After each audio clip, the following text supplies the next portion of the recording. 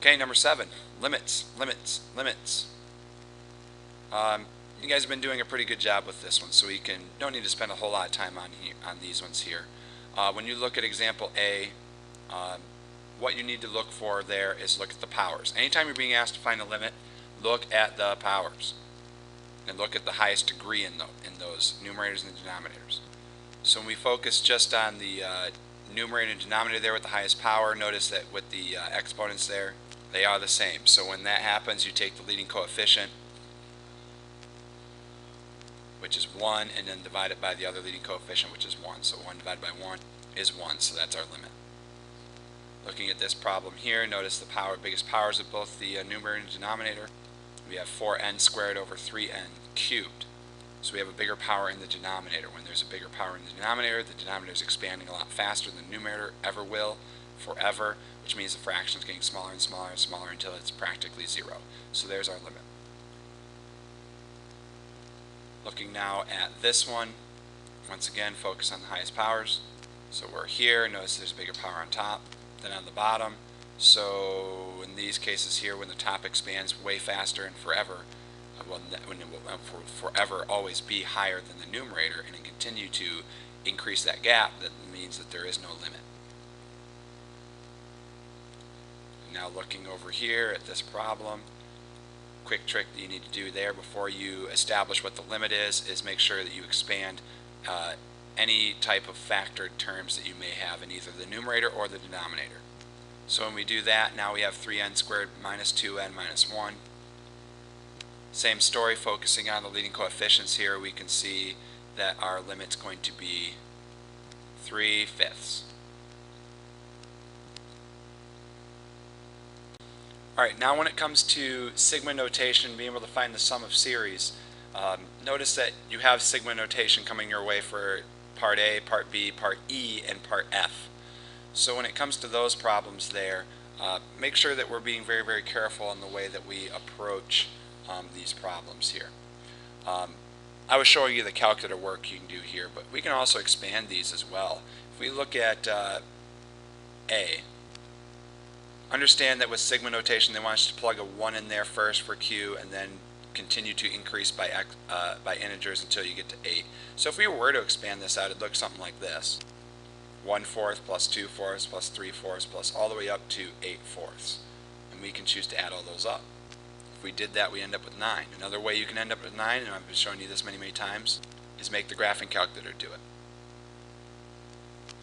Looking at the next example, we can do the exact same thing.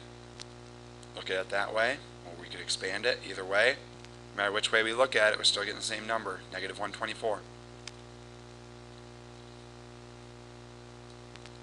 Looking at C, it's a little bit different. Notice they've written them out as a series here in expanded form. So what you should probably approach here, how you would approach this problem is maybe look at this in terms of a infinite series from your cheat sheet. And this that infinite series formula that we have on our cheat sheet is only good if the common ratio is less than 1. So when you're looking at that problem up there, make sure you figure out what r is first before you do anything. So to find our common ratio, let's take the second term, divide it by the one before it, which involves us taking 3/4 and dividing it by 3/8. But if you notice here, I'm actually multiplying by the reciprocal to give me 24/12, and that gives us an r value there of 2. Now wait a minute, because our r value is more than 1, that means that this sum does not exist. So there's no way we can find a sum here, because those fractions, and you can kind of use the eyeball test on this one here too. Look at those fractions, they're all increasing. So looking now at D, same kind of format here. Let's figure out what r is first. So this is once again taking the second term, 6/25, dividing it by 2/5, or in other words multiplying by the reciprocal, to give me 30/50, which would be 3/5. Also, if you really looked at the fractions there, you notice that the numerators are all getting multiplied by 3 each time. Notice that, times 3. Notice this right here, times 3. Down below, notice it's being times 5 and then times 5. So if they're being multiplied by 5 each time here and here, we can kind of build that fraction, build that r value just like that. So since we can find a sum here, let's use that sum formula from our cheat sheet.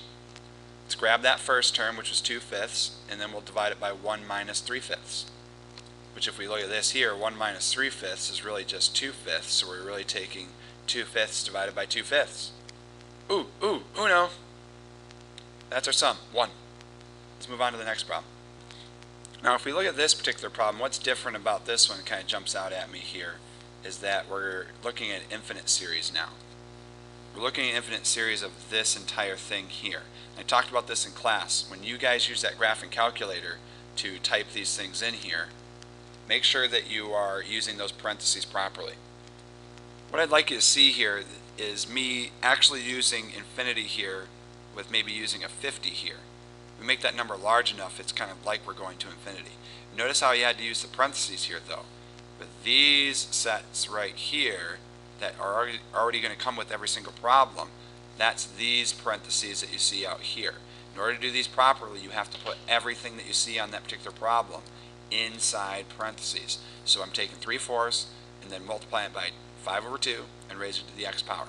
Notice I get this really, really large number here, 9.86 times 10 to the 19th. So I said, that's kind of strange, getting a really, really large number like that, so I moved on. Maybe make it a larger number here, maybe it zeroes in on a number. Sure enough, we got even bigger. Now think about this one for a second. Now bear with me, this one here, if we look at that 5/2, we're actually looking at an infinite geometric series. We're actually looking at an infinite geometric series where the r value is more than 1. So it's just like C up there. This sum just simply does not exist. However, when we look at the final example here, notice that its r value right there is 1/3, it's less than 1. So we could use the sum formula here, or we can just make the calculator do this work for us. Right there, plugging in a relatively large number there, and notice it gives us that sum there is just being simply 3. So there you have it. There's all of our sums there.